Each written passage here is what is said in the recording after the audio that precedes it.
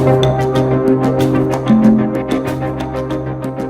and welcome to 5 Questions with Calgary's Business, a time when we ask 5 key questions to community and business leaders in Calgary.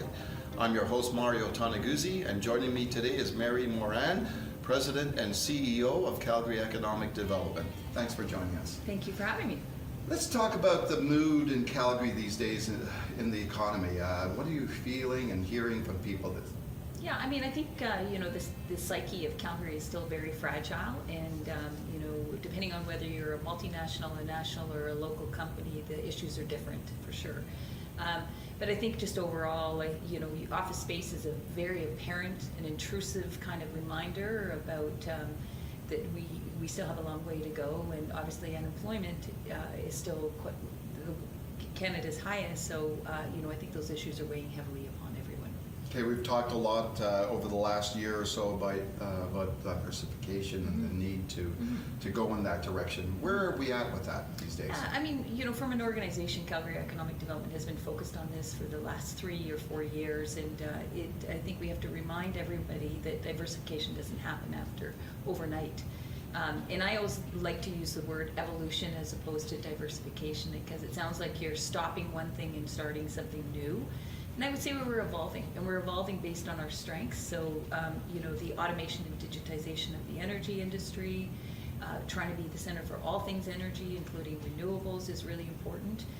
Agriculture, and we've seen several announcements recently that's starting to send a message to the market that this is the center for agriculture in Western Canada, or Canada, which is great.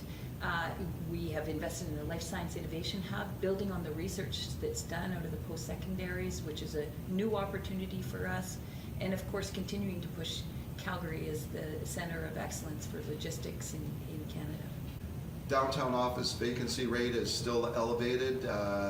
Is there any end in sight there, any hope? Yeah, I like to remind the community as well as our city councillors that we know that we have a long road ahead of us with respect to occupying the space in downtown Calgary, which has a direct impact on their revenue stream at the city of Calgary. And we did a study 2.5 years ago that said it will take us till 2032 to get down to 10% office space vacancy, and that's with no additional space. And but it also assumes that we're having modest growth, so 2 to 3% GDP growth in the city every single year. And it also assumes that 500 to 750,000 square feet would be absorbed every single year. So, it's a slow opportunity, and I think that this ties very much to the diversification story, not dissimilar to what Denver experienced during the 80s, and Calgary to some extent, or the same extent, also experiences. We had a long road ahead of us, and so we have to be patient, and we have to, maintain a long-term commitment and come up with long-term solutions, and so that's what we're really focused on. Given the current economic conditions in Calgary and the climate, what do you tell people or companies out there to try to attract them here to Calgary in this environment? Yeah, we're going across Canada, but we're also going around the world. And when we go into international markets, even U.S. markets, we have to educate them on where Calgary is, because we still, even though we're the 4th most livable city in the world and the 1st most livable city in North America, according to the Economy Intelligence Unit, is that I think we know it, but the rest of the world doesn't know it. So we actually spend a lot of time educating on what's here. And if they know something about Calgary, they know that we're kind of a one-horse town. They know oil and gas, but they don't know all the other things going on here. But our greatest selling feature is we got great, industrial talent here. We've got economical office space. We are a safe community, and we have low cost of entry. So for office space as well as housing here, and just the quality of life. That is our differentiator compared to other cities across the country and many cities in the U.S. And around the world. How can you beat this quality of life being 1 hour away from the Rocky Mountain Playground? Mm-hmm. Well, in the past year or so, we've had a couple of major initiatives. The Amazon bid, the Olympic bid, and they both ended up not the way everybody had hoped, I guess. Yeah. But tell me what that has done to the image of Calgary, not going forward with either one of those. Yeah, I think they're separate for sure and had different impacts. And so I would just say, you miss 100% of the shots you don't take. And so we as an organization are going to continue to take big shots. We're going to take little shots. We have 250 active files in our pipeline, and so it wasn't just Amazon and the Olympics are probably the highest profile, but from Amazon perspective, first of all, they were exceptional to Calgary, and we were one of the first cities they called, and they gave us a lot of really good feedback that set us on a path that we have a talent problem here in Calgary. And not that the talent here aren't good, they're really good at our industrial sectors, but for the new economy and the advanced technologies coming towards all of our industrial sector, we have to round that talent pool up. And it set us on a journey to say talent, we shouldn't talk about it as a symptom of the downturn, we should talk about it as a risk to our future growth. And so consequently, we have a three-pronged approach. So we want to retrain the people that are idle here and are valuable, they have great domain knowledge, to understand and potentially become software engineer and data scientists. Two, we want to retain as much talent coming out of our post-secondaries as we possibly can, and there's a lot more people signing up for computer science than there is for geology and chemical engineering today. And then recruiting talent. And so this is where our quality of life comes into play, because there's Calgary, you can't beat Calgary as a place to live for sure.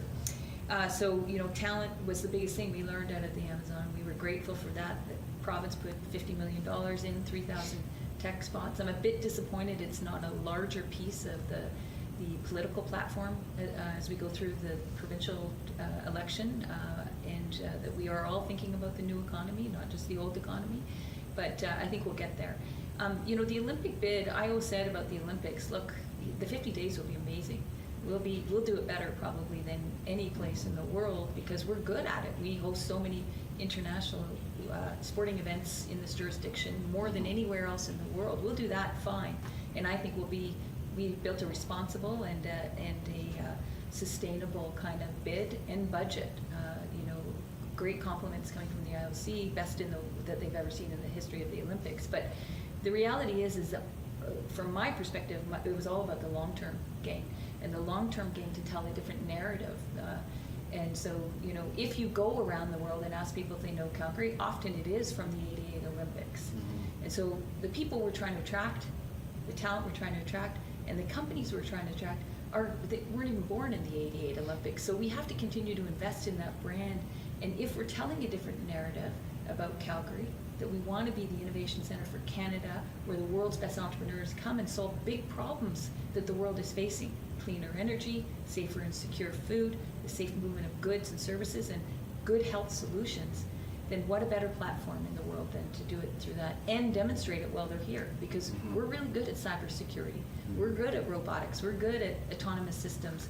We're good at delivering a low carbon Olympics. And so from my perspective, it was a missed opportunity for us to tell that story.